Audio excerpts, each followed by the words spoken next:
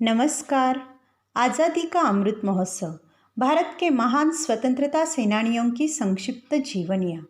महाराष्ट्र राज्य शिक्षक महामंडल और सातारा जिला हिंदी अध्यापक मंडल के संयुक्त तत्वावधान में चली इस ज्ञानवर्धक श्रृंखला में मैं सौ उज्ज्वला जनार्दन मोरे विठामाता विद्यालय कराड़ आपका स्वागत करती हूँ। हमारे पितामह श्रीमान ताका सूर्यवंशी सर जी के मार्गदर्शन में चली इस श्रृंखला में आपका तहे दिल से स्वागत है। आज इसकी 16वीं कड़ी में हम महान क्रांतिकारी शचीन्द्रनाथ सान्याल जी के बारे में जानेंगे। मैं भारतवर्ष का हरदम अमिट सम्मान करता हूँ, यहाँ की चांदनी मिट्टी का ही गुणगान करता हूँ। मुझे चिंता नहीं है स्वर्ग जाकर मोक्ष पाने की, तिरंगा हो कफन मेरा बस यही अरमान रखता हूँ। शचीन्द्रनाथ सान्याल। बनारस की धरती सिर्फ इसलिए पवित्र नहीं है कि वहाँ गंगा मैया का वास है, वहाँ ऐसे आज़ादी के परवाने भी पैदा हुए हैं जिन्होंने देश के आज़ादी के लिए अपनी जिंदगियाँ लगा दी। स्वतंत्रता सेनानी शचीन्द्रनाथ सान्याल भी ऐसे क्रांतिकारी थे जिन्होंने अपने जीवन के 20 साल ब्रिटिश जेलों में गुजारे। 2 बार काला पानी की सज़ा मिली। गदर पार्टी और अनुशीलन संगठन के दूसरे स्वतंत्रता संघर्ष के प्रयासों के महान कार्यकर्ता और संगठनकर्ता थे। इनका जन्म 3 जून 1893 में बनारस में हुआ। इनके पिता हरीन्द्रनाथ सान्याल और माता वासिनी देवी थी। इनके भाई रविंद्रनाथ, जितेंद्रनाथ और भूपेंद्रनाथ थे।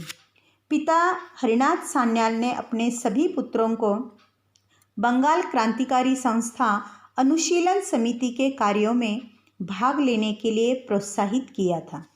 चाफेकर बंधुओं की तरह सान्याल बंधु भी क्रांतिकारी गतिविधियों में अग्रसर थे।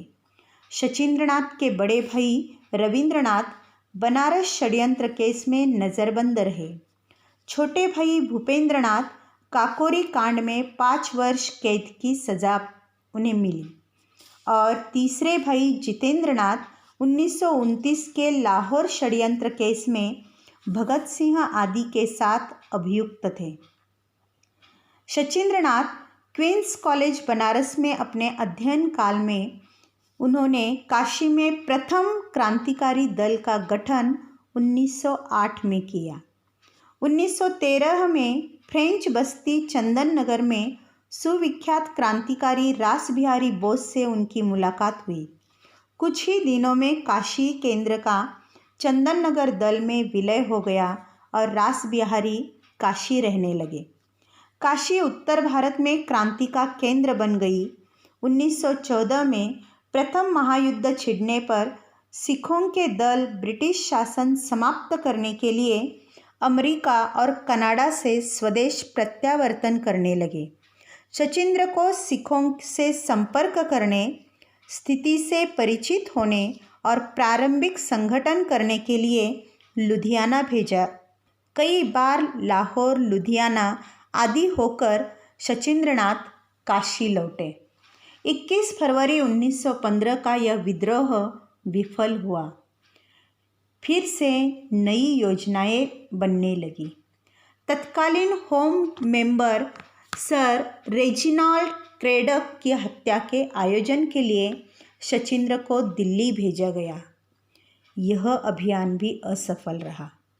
लाहौर षड्यंत्र मामले में केस चला और शचीन्द्र को आजन्म कालेपनी की सज़ा मिली। युद्धोपरांत शाही घोषणा के परिणाम स्वरूप 1920 में वारिंद्र, उपेंद्र आदि के साथ शचीन्द्रनाथ रिहा हुए। 1921 में नागपुर कांग्रेस में विषय निर्वाचन समिति के सदस्य के रूप में उनका एक बहुत ही प्रभावी भाषण हुआ। क्रांतिकारियों ने गांधी जी को सत्याग्रह आंदोलन के समय 1 वर्ष तक अपना कार्य स्थगित रखने का वचन दिया था। चौरी चौरा कांड के बाद सत्याग्रह वापस लिए जाने पर उन्होंने पुनः क्रांतिकारी संगठन का कार्य शुरू कर दिया। 1923 के प्रारंभ में रावलपिंडी से लेकर दानापुर तक लगभग 25 केंद्रों की शचींद्रनाथ ने स्थापना कर ली थी। इस दौरान लाहौर में तिलक स्कूल पॉलिटिक्स के कुछ छात्रों से उनका संपर्क हुआ।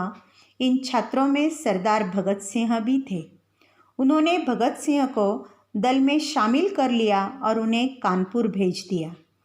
इसी समय उन्होंने कोलकाता में यतीन्द्रनाथ दास को चुन लिया, जिन्होंने लाहौर षड्यंत्र केस में भूख हड़ताल में अपने जीवन का बलिदान दिया था।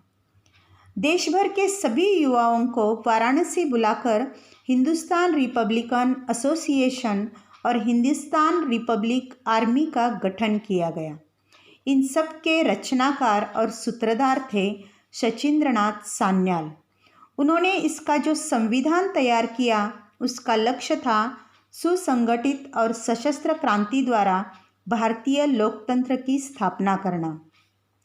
कार्यक्रम में खुले तौर पर काम और गुप्त संगठन दोनों शामिल थे। क्रांतिकारी आंदोलन को बौद्धिक नेतृत्व प्रदान करना इनका विशेष कृतित्व था। भारतीय स्वतंत्रता संग्राम के क्रांतिकारियों ने ब्रिटिश राज के खिलाफ एक बड़ा युद्ध छेड़ने की तैयारी की थी। देश को आज़ादी दिलाने का जुनून इतना था कि हथियार खरीदने के लिए क्रांतिकारियों ने ब्रिटिश सरकार का ही खजाना लूटा था। ये घटना 9 अगस्त 1925 को घटी, जिसे हम काकोरी कांड के नाम से जानते हैं। काकोरी ट्रेन डकैती में जर्मनी के बने 4 माउजर पिस्तौलों का इस्तेमाल किया गया था। उस समय के हिसाब से यह अत्याधुनिक हथियार था जो केवल जर्मनी में ही मिल सकता था। यह हथियार भारत लाने का मास्टर प्लान था शचींद्रनाथ सान्याल का। इस काकोरी षड्यंत्र में उन्हें अप्रैल 1927 में आजन्म कारावास की सज़ा दी गई। क्षय रोग से पीड़ित होने के कारण उन्हें जेल से रिहा कर दिया गया, परंतु 7 फरवरी 1942 में उनकी मृत्यु हो गई।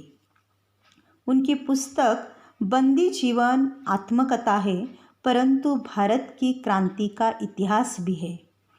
ऐसे महान क्रांतिकारी को हमारे कोटि कोटि प्रणाम। जय हिंद।